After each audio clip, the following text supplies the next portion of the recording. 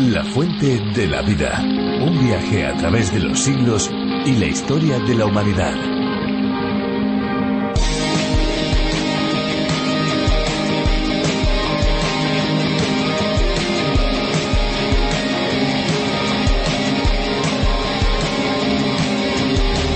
Mateo capítulo 1, versículos 1 al 15. El tema de este capítulo es la genealogía de Jesucristo y el relato del nacimiento virginal de Cristo. La genealogía que inaugura el Evangelio según Mateo y el Nuevo Testamento es, desde muchos puntos de vista, el documento más importante de las Sagradas Escrituras. La totalidad de la Biblia se basa en su exactitud. Observarás que se divide en 3 partes. Primera parte, genealogía desde Abraham hasta David, en los versículos 1 al 6. Segunda parte, genealogía desde Salomón hasta el cautiverio babilónico, en los versículos 7 a 11. Y tercera parte, genealogía desde el cautiverio babilónico hasta José el carpintero, versículos 12 al 17. En nuestro estudio del Génesis hemos observado que es un libro sobre familias. Las genealogías son muy importantes y las veremos aquí al comenzar el Nuevo Testamento.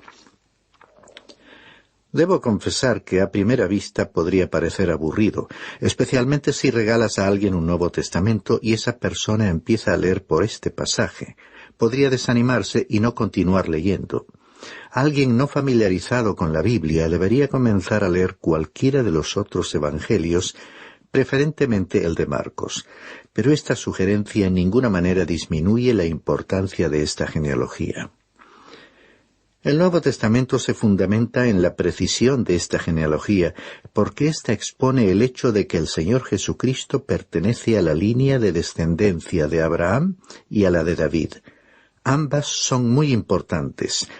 La descendencia de Abraham le sitúa en la nación y la descendencia de David en el trono, como perteneciente a esa línea real. Las genealogías eran muy importantes en la historia de Israel porque a través de ellas podía verificarse si una persona tenía derecho a presentar una reclamación legítima con respecto a una línea de descendencia en particular.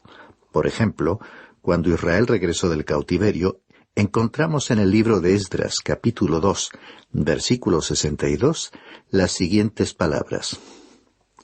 Estos buscaron en su registro de genealogías, pero no se hallaron, y fueron considerados inmundos y excluidos del sacerdocio. Es que en la época de Esdras era posible comprobar el registro de la tribu de Leví y eliminar a aquellos que habían presentado reclamaciones falsas. Evidentemente estas genealogías se mantenían bajo control del gobierno y se ponían a disposición del público. Yo tengo la impresión de que se guardaban en el templo porque Israel tenía un gobierno teocrático y en realidad la comunidad religiosa y el Estado eran una sola entidad. Esta genealogía estaba obviamente expuesta públicamente y pudo haber sido copiada de los registros públicos hasta que el templo fue destruido en el año 70 después de Cristo. Los enemigos de Jesús podrían haberlos examinado y probablemente lo hicieron. Este es un detalle interesante porque ellos pusieron en duda cada movimiento del Señor Jesús, llegando incluso a ofrecer una explicación que sustituyese a la resurrección, pero nunca cuestionaron su genealogía. Seguramente la comprobaron y la encontraron exacta. Esto es sumamente importante porque coloca a Jesús en una posición única. Seguramente recordarás que en el Evangelio según Juan, capítulo 10, versículos 1 y 2, él declaró que el pastor de las ovejas entra por la puerta del redil, pero el ladrón y el salteador suben trepando por cualquier otro lugar para entrar en el redil. Ese redil era la nación de Israel. El pastor no se introdujo en el redil saltando la valla por algún lugar oculto ni por un callejón. Él entró por la puerta. Nació del linaje de David y de la descendencia de Abraham. Esta es la realidad que el evangelista Mateo nos expone. Él era el cumplimiento de todas las profecías y figuras mencionadas en el Antiguo Testamento. Por todo ello, Los enemigos de Cristo nunca pudieron confrontarle con dudas sobre su genealogía. Tuvieron que encontrar otras maneras de cuestionarle y, por supuesto, lo hicieron. A veces he escuchado dudas sobre la utilidad del estudio de las genealogías e incluso muchas personas evitan leerlas. Yo creo que si el Espíritu de Dios ha dedicado tiempo y espacio para incluirlas en el texto bíblico, preservándolas ante el paso de los siglos, será porque tienen para nosotros un valor que debemos conocer. Así que vamos a comenzar a examinar esos detalles importantes de esta primera genealogía del Nuevo Testamento, para lo cual vamos a leer solo algunos versículos claves de la misma. Libro de la genealogía de Jesucristo, hijo de David, hijo de Abraham. La frase libro de la genealogía es peculiar a Mateo. Es una expresión única que no encontraremos en ningún otro pasaje del Nuevo Testamento. Si la buscásemos por el Antiguo Testamento, desde los libros proféticos de Malaquías, Zacarías y Ageo, retrocediendo hasta los libros del Pentateuco, por Deuteronomio, Números, Levítico, Éxodo y hasta Génesis, llegaríamos casi a la conclusión que tal expresión no se encuentra en la Biblia, excepto aquí en Mateo. Pero de repente llegamos al 5º capítulo del Génesis y leemos: «Este es el libro de las generaciones de Adán». Aquí tenemos otra vez esa frase. Es que hay dos libros, el libro de las generaciones de Adán y el libro de las generaciones de Jesucristo. ¿Cómo llegaste a entrar en la familia de Adán? Pues por el nacimiento. No lo has llevado a cabo tú mismo. En realidad no tuviste nada que ver. Pero esa es la manera en que tú y yo entramos a formar parte de la familia de Adán, por el nacimiento. Pero, según nos recordó el apóstol Pablo en la carta a los Romanos, capítulo 5 y versículo 12, en Adán todos morimos. Es así que el libro de Adán es un libro de muerte. Después está el otro libro, el libro de las generaciones de Jesucristo. ¿Y cómo entraste a formar parte de esa familia? Entraste por medio de un nacimiento, del nuevo nacimiento. En el Evangelio según Juan capítulo 3, versículo 3, el Señor Jesús dijo que tenemos que nacer de nuevo para ver el reino de Dios. Ello nos coloca en el libro de la vida del Cordero, en el cual entramos al creer en Cristo. Todos estamos en el primer libro, el libro de las generaciones de Adán. Mi estimado oyente, confío en que tú estés también en el libro de la vida del Cordero. El evangelista Mateo dice que Jesús es hijo de David, hijo de Abraham. ¿No sabía Mateo que Abraham vino antes que David? Por supuesto, y así lo aclara en el resto de la genealogía. Entonces, ¿por qué lo expresó en ese orden? Porque él estaba presentando al Señor Jesús como el Mesías, aquel que es el Rey, y aquel que establecerá el reino de los cielos en la tierra. Y eso viene en primer lugar, porque él tenía que estar en la línea de descendencia de David, en cumplimiento de las profecías que Dios le había anunciado a David. Él era el hijo de David. Él es también el hijo de Abraham, y era muy importante que así fuese. Porque como vimos en Génesis capítulo 22, versículo 18, Dios le había dicho a Abraham: «En tu simiente serán bendecidas todas las naciones de la tierra».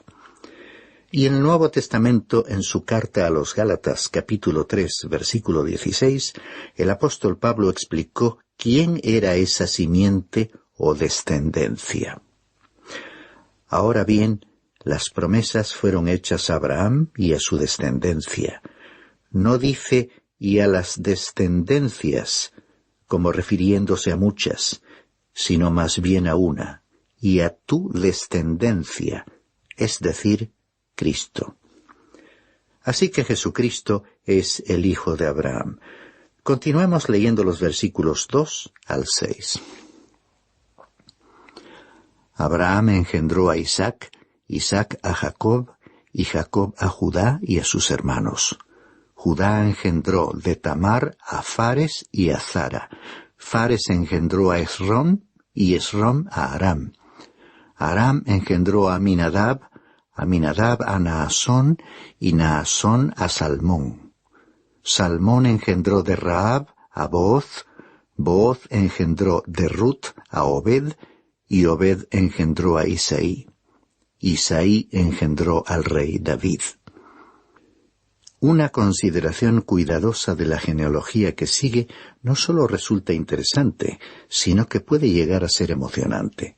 Se destacan 4 nombres como si fuesen luces de neón.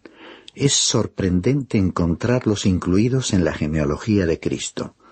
En primer lugar están los nombres de las mujeres, y en segundo lugar los nombres de gentiles, es decir, de otras naciones diferentes de Israel y consideradas idólatras. No se acostumbraba a incluir los nombres de mujeres en las genealogías hebreas. En los tiempos de Jesús era realmente extraño encontrar el nombre de una mujer en una genealogía. Y aquí tenemos 4 nombres. Y no solo eran mujeres, sino que además eran gentiles. Como es sabido, Dios en la ley dijo que su pueblo no debía unirse en matrimonio con pueblos paganos. Incluso a Abraham, Dios le dijo que buscase en su propio pueblo una esposa para su hijo Isaac. Y lo mismo sucedió en el caso de Isaac con su hijo Jacob. Es que Dios había dispuesto que el monoteísmo debía ser la creencia que prevaleciese entre aquellos que formaban parte de la línea de descendencia que conduciría al Señor Jesucristo. Sin embargo, en su genealogía están los nombres de estas 4 mujeres. 2 de ellas eran cananeas, otra era moabita y la 4ª era hitita. Por lo cual, uno podría preguntarse cómo entraron a formar parte de la genealogía de Cristo. La primera fue Tamar, citada en el versículo 3. Hemos leído su historia en el capítulo 38 de Génesis, capítulo que habíamos destacado como uno de los más lamentables de la Biblia. Tamar fue incluida en esta genealogía simplemente como una mujer pecadora. La siguiente era Rahab, mencionada en el versículo 5. Según su historia en el capítulo 2 del libro de Josué, no tenía precisamente una buena reputación, aunque se convirtió en una persona maravillosa cuando tuvo un conocimiento personal del Dios vivo y verdadero. Y como veremos más adelante, al llegar al libro de Josué, Rahab protegió en su casa a los enviados de Josué poco antes de la caída de Jericó. El escritor de la carta a los Hebreos, en su capítulo 11, versículo 31, la recordó con estas palabras. Por la fe, la ramera Rahab no pereció con los desobedientes por haber recibido a los espías en paz. Aquella mujer entró en la genealogía de Cristo por el sencillo motivo de que creyó, tuvo fe. Observemos aquí la progresión.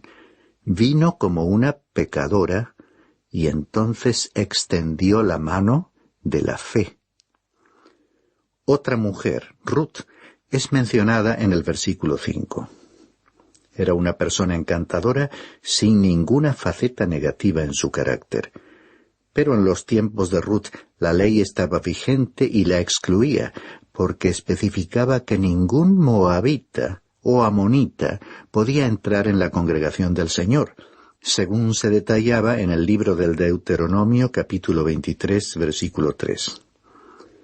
Pero aunque la ley no la admitía, hubo un hombre llamado Booz que un día la vio en su campo y se enamoró de ella. Entonces la hizo objeto de su gracia y misericordia, extendiendo su manto alrededor de ella e introduciéndola en la congregación de Israel. Y ella le preguntó, ¿por qué he hallado gracia ante tus ojos? Tú y yo podemos formular a Dios hoy la misma pregunta en cuanto a su gracia para nosotros. Una vez más, tomemos nota de la progresión. Venimos como pecadores y extendemos la mano de la fe y Él, por su maravillosa gracia, nos salva. La otra mujer, Betsabé, no es mencionada por su nombre, sino llamada en el versículo 6, la que había sido mujer de Urías. Su nombre no se menciona porque no fue ella la que pecó, sino David, y fue él quien realmente tuvo que pagar por su pecado. Ella fue introducida en la genealogía de Cristo porque Dios no desecha a uno de sus hijos cuando peca. Una oveja puede salir fuera del redil y convertirse en una oveja perdida, pero nosotros tenemos un pastor que sale a buscarla y la trae de vuelta al redil. De la misma manera, él trajo al rey David junto a sí otra vez. Es así que vemos expresada aquí, en esta genealogía, toda la historia de la salvación. Hay algunos otros detalles interesantes en esta genealogía. Si la comparamos con la que se encuentra en el primer libro de Crónicas, capítulo 3, versículos 11 y 12, aparte de que algunos nombres se escriben de forma diferente, encontraremos que en el versículo 8 de Mateo se dejan fuera los nombres de Ocosías, Joás y Amasías. Esto nos muestra que las genealogías se citan para proporcionarnos una visión de conjunto de una cierta línea de descendientes, y que cada individuo no está necesariamente mencionado en todas las genealogías de la Biblia. Debiéramos recordar esto en las genealogías que hemos visto en el libro del Génesis antes del diluvio. No son necesariamente genealogías completas, sino que pretenden trazar para nuestro estudio una línea determinada. Por lo tanto, no pueden utilizarse para hacer cálculos de tiempo ni para deducir la antigüedad del ser humano sobre la tierra. Continuamos leyendo los versículos 10 y 11. Ezequías engendró a Manasés, Manasés a Amón, y a Amón a Josías. Josías engendró a Jeconías y a sus hermanos durante la deportación a Babilonia. En el versículo 11 vemos que Mateo omitió a Joacín, pero incluyó a Jeconías. Jeconías merece especial atención porque Dios había dicho que ninguno de sus descendientes se sentaría en el trono. Leamos en el libro del profeta Jeremías, capítulo 22, versículos 24 y 30. Vivo yo, declara el Señor, aunque Conías, hijo de Joacín, rey de Judá, fuera un anillo en mi mano derecha, aún de allí lo arrancaría. Aquí conviene aclarar que su nombre era Jeconías, pero Dios eliminó la J-E de su nombre por ser el prefijo de Jehová, porque fue un rey malvado. Continuamos con el versículo 30 de Jeremías capítulo 22. Así dice el Señor: inscribid a este hombre como con sin hijos, hombre que no prosperará en sus días, porque ninguno de sus descendientes logrará sentarse sobre el trono de David, ni gobernar de nuevo en Judá. Por causa del pecado de este hombre, Jeconías, ninguno de su línea de descendencia podría jamás sentarse en el trono de David. Es que José estaba en esta línea, pero José no era el padre natural de Jesús. Este es uno de los hechos más notables de las Sagradas Escrituras, y Mateo estaba tratando de aclararlo para nosotros. José le dio a Jesús el título legal para el trono de David, porque José era el esposo de María, quien dio a luz a Jesús. Jesucristo no era descendiente de José, ni descendiente de Jeconías. Tanto José como María tenían que pertenecer al linaje de David, y así fue, a través de dos líneas de descendencia diferentes, de dos diferentes hijos de David. Cuando estudiemos la genealogía del Evangelio de Lucas, veremos que la línea de María venía de David a través de su hijo Natán. La línea de José venía a través de la línea real por medio de Salomón. Por lo tanto, José y María tuvieron que ir a Belén para inscribirse por causa de los impuestos, porque ambos eran del linaje de David. En nuestro próximo programa culminaremos esta genealogía con el nacimiento de Jesús. Podemos ver así que el estudio de estas genealogías es interesante, fascinante e importante para observar cómo Dios va desarrollando en la historia su plan de redención, escogiendo a personas no en base a sus méritos personales, sino más bien a pesar de sus pecados y errores, por su amor y su gracia. Por ello podemos concluir nuestra reflexión y estudio de hoy con las sencillas y sentidas palabras de una conocida canción. Sublime gracia del Señor que a un infeliz salvó. Oh, cuán precioso fue a mi ser cuando Él me transformó.